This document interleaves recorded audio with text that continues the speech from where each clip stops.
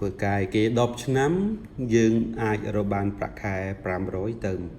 700ហើយយើងត្រូវថែម10ឆ្នាំទៀតដើម្បីទទួលបានប្រាក់ខែ1000ទៅ2000ហើយមុននឹងកើតមានឡើងនៅក្នុងអំឡុងពេល20ឆ្នាំនេះយើងត្រូវ invest ទៅលើការរៀនរហូតដល់ទៅ12ឆ្នាំឬក៏ស្ទើរតែ20ឆ្នាំទៀតសម្រាប់បងប្អូនខ្លះហើយ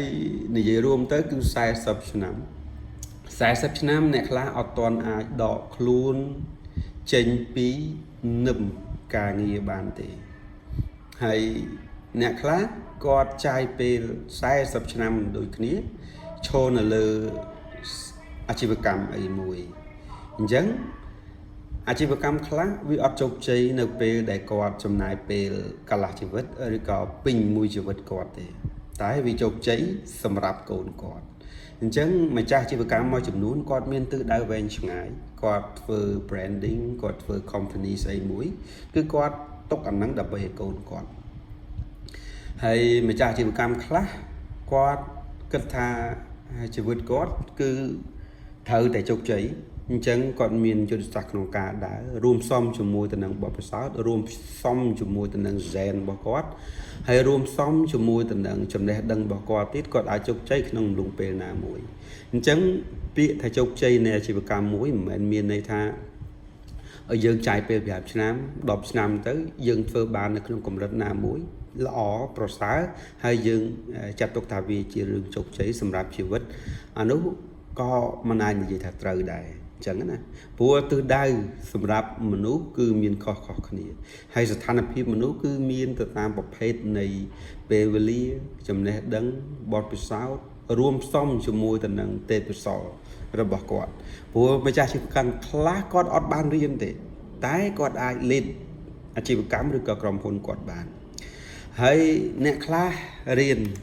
ចប់ដល់ទៅបណ្ឌិតអនុបណ្ឌិតតែអត់អាចបើកអាជីវកម្មខ្លួនឯងបានទេគឺគាត់ត្រូវតែធ្វើការឲ្យគេពេញមួយជីវិតអញ្ចឹងឲ្យសួរថាតើយើងគួរហើយដើរលើផ្លូវណាដើម្បីសម្រេចនៅមហិច្ឆតារបស់យើងអញ្ចឹងនៅក្នុងវីដេអូនេះគ្រាន់តែជាសំណួរប្រយោលមួយចង់សួរទៅបងប្អូនឬក៏ក្មួយវ័យខ្ញុំនេះអាចហៅថាក្មួយបានហើយដែលកំពុងតែធ្វើការអាចពិចារណាហើយខ្ញុំ share នៅបទពិសោធន៍មិនជោគជ័យច្រើនជាងបទពិសោធន៍ជោគជ័យបងប្អូនត្រូវចាំថានៅលើវិថីនេះអ្នក share អំពីទស្សនវិជ្ជានៃជោគជ័យច្រើនក៏ប៉ុន្តែអ្នកដែលបរាជ័យហើយមានក្តីសប្បុរសដែលយើងអាចនិយាយថាមានក្តីអាណិតអាសូរ share នៅអ្វីដែលខ្លួនបានធ្វើ share នៅអ្វីដែលខ្លួនបានបរាជ័យឲ្យអ្នកទាំងអស់គ្នាដឹងអាហ្នឹងខ្ញុំជឿជាក់ថាអ្នកទាំងអស់គ្នាយល់ពីគោលបំណងនៃការ share អញ្ចឹងធ្វើការអីគេតចំនួនទៅទៀតក៏បានត្រឹមតែ comfortable zone ទេលុះត្រាតែបងប្អូនដើរដល់ចំណុចមួយមានធនធានគ្រប់គ្រាន់ហើយបណ្ដោះស្មារតីឲ្យអ្នកបន្តវេន design ផ្លូវអ្វីមួយដើម្បីកំណត់នៅមហិច្ឆតារបស់ខ្លួនឯងអញ្ចឹងនៅក្នុងវីដេអូនេះចង់ជម្រាបជូនទៅគ្រប់គ្នាដែលកំពុងតែ comfortable ជាមួយតំណែងទីតាំងស្ថានភាពដែលកំពុងតែឈរមេត្តាចាប់ផ្ដើមណាចាប់ផ្ដើមពីចំណុចអីមួយដែលយើងគិតថាវា safe វាសុវត្ថិភាពសម្រាប់យើងសម្រាប់ក្រុមគ្រួសារហើយនឹងសម្រាប់ជីវិតនៃអាជីវកម្មនឹងដែរព្រោះបើសិនជាយើងធ្វើអ្វីមួយមិនមានបទពិសោធន៍យើងអត់ដឹងថា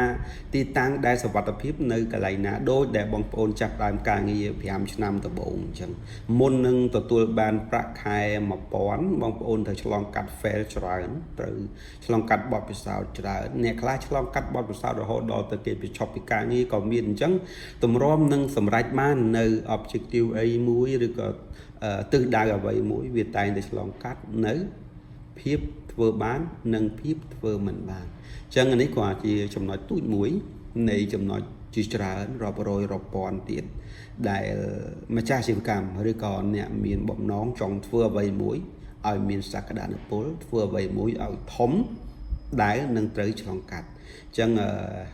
ចេះខ្ញុំព្យាយាម share នៅចំណុចដែលគេកម្រនឹង share ចង់ឲ្យអ្នកទាំងអស់គ្នាដែល follow នៅក្នុង TikTok Facebook YouTube របស់ខ្ញុំអាចទទួលបាននៅព័ត៌មានដែលព័ត៌មាននេះវាកើតចេញពីបទពិសោធន៍ពិតប្រាកដវាកើតចេញពីអ្វីដែលជាតថភាពពិតនៅក្នុងសង្គមហ្នឹងហើយមានប៉ុណ្ណឹងអរគុណច្រើនណាស់